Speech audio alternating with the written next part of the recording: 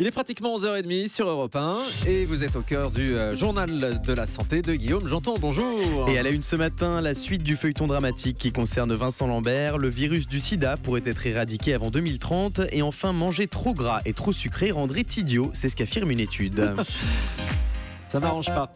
On commence avec, sérieusement, du nouveau dans l'affaire Vincent Lambert. Vincent Lambert est tétraplégique et dans un état végétatif depuis 7 ans suite à un accident de voiture. Aujourd'hui, la famille de Vincent Lambert doit se réunir. Ses proches ont été convoqués par le CHU de Reims où il est hospitalisé actuellement. L'équipe médicale devrait proposer un protocole de fin de vie aux proches de Vincent Lambert qui continuent de se déchirer autour de son sort. Le point complet sur ce conseil de famille qui s'annonce sous haute tension avec Noémie Schulz. La femme, les parents et les frères et sœurs de Vincent n'ont pas été convoqués à la même heure. Normalement, un conseil de famille réunit tout le monde en même temps, mais les tensions sont si grandes que l'hôpital a préféré jouer la carte de l'apaisement. Dans le courrier qu'ils ont tous reçu, il est écrit que les médecins veulent engager une nouvelle procédure en vue d'une décision d'arrêt des traitements. Aujourd'hui, ils vont donc démontrer aux proches de Vincent Lambert qu'il est dans un état incurable. Ils devraient s'appuyer sur des examens neurologiques récents, des examens qui établissent que, contrairement à ce que veulent faire croire des vidéos diffusées ces dernières semaines, le malade a du mal à déglutir sa propre salive et ne peut en aucun cas être nourri à la cuillère. Comme le veut la loi, le CHU de Reims va aussi demander l'avis d'un médecin extérieur avant de prendre sa décision, celle d'arrêter l'alimentation et l'hydratation du malade. Alors on se doute que les parents vont attaquer cette décision devant le tribunal administratif, mais les juges, eux, ne pourront pas s'y opposer. On est devenus des pros de la loi Leonetti, confie un médecin, et avec les arrêts du Conseil d'État et de la CEDH, rien dans la loi ne s'oppose aujourd'hui à ce qu'on laisse mourir Vincent Lambert.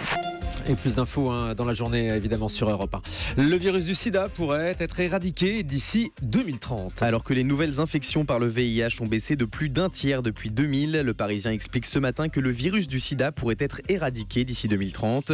Pour ce faire, il faudrait encore débourser 32 milliards de dollars par an d'ici à 2020 pour espérer en finir avec la maladie en 2030, selon l'ONU. C'est ça, sur les chiffres de l'ONU. Et en attendant, toujours se protéger. C'est un bon conseil qu'on vous donne pendant ces vacances. Une information surprenante à présent, Guillaume. Manger trop gras et trop sucré rendrait idiot. D'après les chercheurs de l'Oregon State University, les bactéries présentes dans les aliments gras et sucrés impacteraient le bon fonctionnement du cerveau. Comme souvent, des expériences ont été menées sur des souris de laboratoire pendant plusieurs semaines et le résultat est sans appel. Au bout d'un mois, les souris qui se sont nourries d'aliments à haute teneur en graisse et en sucre ont vu leur performance mentale baisser de manière significative, contrairement aux autres souris qui, elles, mangeaient sainement. Les médecins ne cessent de le répéter, il faut surveiller sa consommation de gras et de sucre rapide au quotididien. Vous expliquerez comment on mesure les performances mentales d'une souris, Guillaume. On leur fait quoi, des mots croisés? J'ai écrit un livre à ce sujet. C'est toujours assez étonnant ces études. On la met dans un labyrinthe et il faut qu'elle sorte le plus vite possible. Voilà, c'est ça, bien vu. La cigarette pourrait augmenter le risque de troubles psychiatriques. C'est une autre enquête. Ça. C'est une enquête à lire dans Metro News. D'après une nouvelle étude du King's College de Londres, les personnes souffrant de psychose, autrement dit de perte de contact avec la réalité, seraient plus susceptibles d'être des fumeurs. C'est la nicotine présente dans les cigarettes qui pourrait accroître la libération de dopamine, un processus qui pourrait contribuer au développement de la maladie d'après les conclusions de cette étude. Éviter la schizophrénie, une nouvelle raison d'arrêter de fumer. Et dans un instant, avec Marcel Ichou, on abordera ce thème. Est-ce que l'été est un bon moment pour arrêter de fumer? On y revient donc dans un instant. Boire du café aiderait à prévenir plusieurs maladies. En plus de nous réveiller le matin grâce à sa caféine, le café aurait de nombreux effets bénéfiques, comme l'a expliqué le docteur Gérard Kierzek ce matin sur Europe 1. Il a des effets positifs, il y a même certains médicaments qui utilisent ces effets positifs. Le cas de la migraine est un bon exemple, mais il a plein d'autres vertus, ce café et cette caféine, notamment en prévention des maladies cardiovasculaires, en prévention de certains cancers également, parce qu'avec la caféine, il y a des phénols qui vont aller protéger contre certains phénomènes oxydatifs. Et puis il y a même un effet qui avait été documenté dans une étude il y a quelques semaines de l'université de Houston. Ça a des effets pro-érection, donc c'est très bon pour la vigueur sexuelle. Voilà donc docteur Gérald Kierzek qu'on retrouve régulièrement dans cette émission et dans la matinale d'Europe 1. Une femme électro-hypersensible change de vie pour se protéger des ondes. L'électro-hypersensibilité est une maladie peu considérée en France mais pourtant reconnue par l'Organisation mondiale de la santé. Les personnes qui en souffrent doivent éviter de s'exposer aux ondes électromagnétiques émises par les appareils électriques au risque de faire des crises de tétanie ou encore d'avoir des pertes de mémoire. C'est le cas d'Émilie, une femme de 48 ans qui a décidé de quitter sa vie de citadine pour se réfugier à la campagne campagne autour du Livardois Forest dans le Puy-de-Dôme.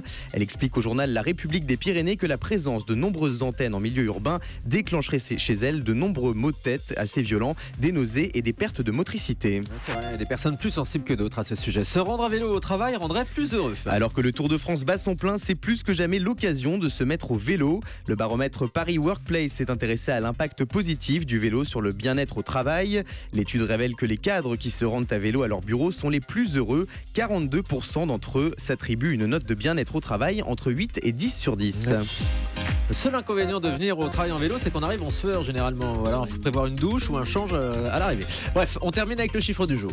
30%, c'est le pourcentage des plus de 60 ans qui estiment que les relations sexuelles s'améliorent avec l'âge, selon un sondage à découvrir sur le blog Morandini Santé. Autre chiffre, 75% des célibataires de 60 ans déclarent ne pas avoir de règles strictes pour une relation sexuelle. Passer à l'acte dès le premier rendez-vous ne leur poserait aucun problème. Ah oui, même à 60 ans, mais que de bonnes nouvelles, Guillaume. Pas qu'à 60 ans. Merci beaucoup.